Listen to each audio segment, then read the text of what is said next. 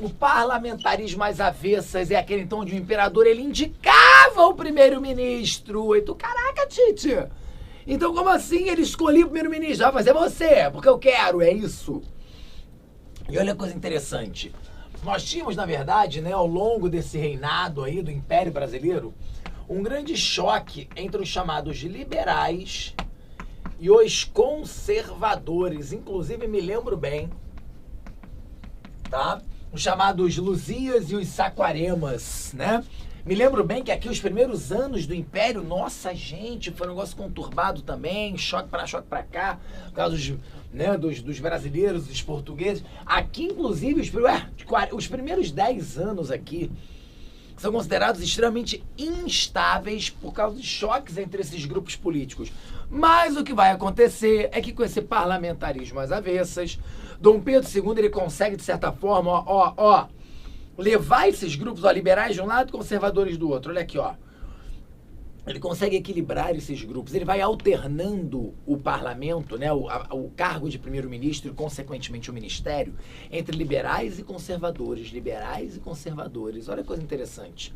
Tá? São 36 primeiros-ministros ao longo da história, gente. É muita coisa. É uma média de um primeiro-ministro a cada 15 meses. E eu digo uma média, tá? Alguns ficaram mais, alguns ficaram menos.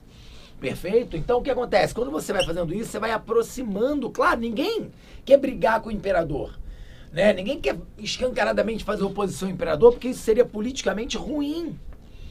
Então, o que Dom Pedro consegue numa política conciliadora muito interessante, ele vai aproximando liberais e conservadores, até porque a gente sabe que liberais e conservadores são, de certa forma, fruto da elite brasileira desse momento.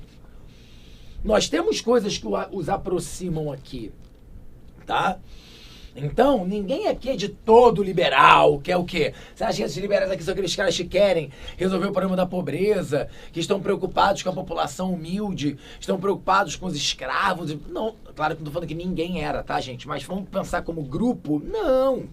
Eles são elite. Não é à toa que o Zé Murilo de Carvalho tem um livro muito bom, chamado O Tempo Saquarema. Ele vai dizer que, na verdade, esse segundo reinado ele foi um grande período de conservadorismo. Porque no controle entre liberais e conservadores, Dom Pedro conseguiu fazer um programa bastante conservador, controladinho, mantendo, né, a população mais controlada. Ele era uma grande referência, né? Ele conseguiu construir uma identidade nacional muito forte, né? Então uma forte propaganda política, investiu nas artes, né? Então assim, existe um processo aí no qual Dom Pedro consegue, a gente chama do apogeu do Império. De 1850 a 1870, a gente fala que foi o apogeu do Império Brasileiro. Tá, gente? Então essa elite aqui, ó, isso aqui deixa de ser versos, em alguns momentos eu posso chegar a exagerar e dizer que eles chegaram a governar juntos, e chegaram mesmo. A gente teve o Ministério da Conciliação, que a gente chama, Honório Hermeto Carneiro Leão, tá? Honório Hermeto Carneiro Leão, Marquês do Paraná, tá? Esse homem virou um primeiro-ministro e montou, né, em 53 ali, um Ministério de Conciliação, onde liberais e conservadores praticamente governaram juntos. Entende? Então isso para a estabilidade política do Império foi muitíssimo importante. É claro que você vai somar isso aqui, o boom do quê? Do café, né? O café que vinha já despontando aí no primeiro reinado, já na regência, na verdade, ele veio despontando, e no segundo reinado ele vai, principalmente na chamada segunda fase. Lembra disso aqui? Nós tínhamos a primeira fase e a segunda fase. A primeira fase lá, o Vale do Paraíba, olha que legal para você, né, ir relembrando isso aqui, o Vale do Paraíba, do Rio de Janeiro, de São Paulo, os Barões do Café, e depois nós temos o famoso Oeste Paulista, olha, Campinas, Ribeirão Preto, né, então essa parte aqui onde nós tivemos, sem dúvida nenhuma, né, o maior momento desse café, tá? Onde nós tivemos, inclusive, uma coisa atrelada aqui muito importante, a vinda dos imigrantes. Isso eu quero falar com vocês também, tá? Porque, nas fazendas lá de café, eles não aceitavam a escravidão. Cuidado, tá, gente? Não é tão simples quanto parece. Eu quero só que você lembre que esses cafeicultores de São Paulo, sem dúvida nenhuma, né, muito mais organizados, uma produção muito mais organizada, as ferrovias numa relação direta com esse processo. Inclusive, uma questão muito interessante do Enem que pedia para você perceber isso, né? Que as ferrovias acabavam facilitando o deslocamento, não só o escoar do café, né? Então o escoamento do café para o Porto de Santos, como também facilitava a chegada de trabalhadores imigrantes em fazendas mais longínquas do litoral. Olha que coisa interessante. Então falava das ferrovias, uma questão do Enem muito bacana que falava isso, a questão das ferrovias, a importância das ferrovias nesse processo, tá? E principalmente falando sobre isso, sobre não só escoar café, mas também o quê? Chegada de trabalhadores. Porém, para falar desses imigrantes, eu quero que você se lembre aí, claro, dos fatores de repulsão desses europeus que vieram para cá. Show, isso é importante, cai muito no Enem. Lembrar que a Europa no século XIX viveu suas revoluções liberais, viveu suas guerras de unificação italiana e alemã, vivia suas crises do capitalismo também, né? Vivia a questão do desemprego, vivia a questão da concentração fundiária. Tudo isso gerando, obviamente, a repulsão de trabalhadores que buscaram fazer a América. Então, muitos europeus, italianos, alemães, russos, né, de toda a região, tá, da Europa de uma forma geral, saíram de lá e vieram fazer a América. Lembrando que a América também não era só o Brasil, não. Fazer a América era vir para o Brasil, era fazer a América na Argentina, era fazer a América nos Estados Unidos, tá legal? Então foram vários os vieses desses imigrantes. E para o Brasil a vinda desses imigrantes fez todo sentido, tá? Por quê? Porque havia aqui uma questão muito forte, tá? Que eu vou chamar aqui para vocês, ó, vou fazer essa relação aqui do haitianismo. Gente, eu nunca ouvi falar disso. O que é haitianismo? Pois é. Isso é muito importante para a gente.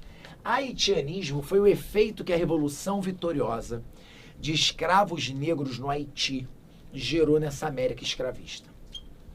A elite escravista brasileira temendo que aqui acontecesse a mesma coisa que aconteceu no Haiti. Então isso acabou gerando alguns eventos. Por exemplo, eu posso relacionar esse haitianismo com a Lei Eusébio de Queiroz, 1850. Ué, tia, aquela lei que proibiu o tráfico negreiro? Essa mesmo.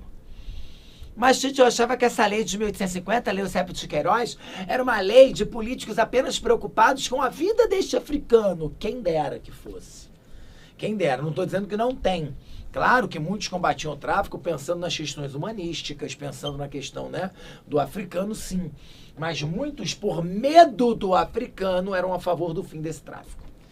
Então isso acaba gerando uma política de embranquecimento da população brasileira. Uma política de embranquecimento, perfeito? Então nesse sentido o imigrante servia perfeitamente. Tá? Então venham europeus. Era como se nesse momento a fórmula de progresso brasileira fosse fechada por 3 fatores. Café, ferrovia e homens brancos, os imigrantes europeus. Perfeito? Então isso vai gerar pra gente o chamado auge do Segundo Reinado. E aí nas décadas de 70, 80, nós temos a crise do Império, né? Vários foram esses fatores que levaram inclusive à proclamação da República, a derrubada não só de Dom Pedro II, mas do Império. Beleza? E aí vem pra gente um outro momento que aparece demais no Enem, que é o quê? A Primeira República Brasileira, que eu quero aqui chamar a atenção principalmente pro aspecto político dessa república, mas faz o print aí. Deixa de fazer um print. Pode fazer um print, Jajá? Olha o print, ó. Psh, ficou bonitinho esse quadro, hein, Jajá? É raro eu fazer um quadro desse, né? Ah, desculpa então, nem falou nada. Quase que ela falou assim, é mesmo, né? Apesar disso nem é teu, na verdade, né? Você tava aí, né? Virado no Svensson. Posso apagar então? Ó, apagando aqui então pra fazer um outro quadrinho pra gente. Pra gente é muito bom. Agora eu já quero chamar sua atenção pra uma coisa. Você já viu aqui a importância, então, dos grupos ligados ao café, né?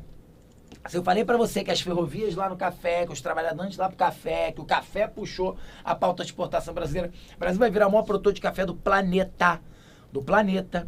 Beleza? Então você já entendeu a importância política desses grupos também. Mas, pois é, né? Eram grupos que, de certa forma, eles queriam participar mais ativamente dessa política brasileira. Até porque imagine vocês, né? O poder estava centralizado no Rio de Janeiro e quais foram as duas regiões mais produtoras, né? Maior região produtora de café durante o Império, São Paulo. Então imagine vocês que essas lideranças políticas de São Paulo, a partir inclusive da fundação do Partido Republicano Paulista, 1870-71, né, na Convenção de Itu, me lembro como se fosse hoje, nós tivemos ali um processo político, um republicanismo cada vez mais forte, que defendia, né, então, a proclamação de uma república federativa. Defendia esse federalismo, né, de maior autonomia às províncias, no caso, os estados que não forem proclamados, né, proclamada essa república. Perfeito?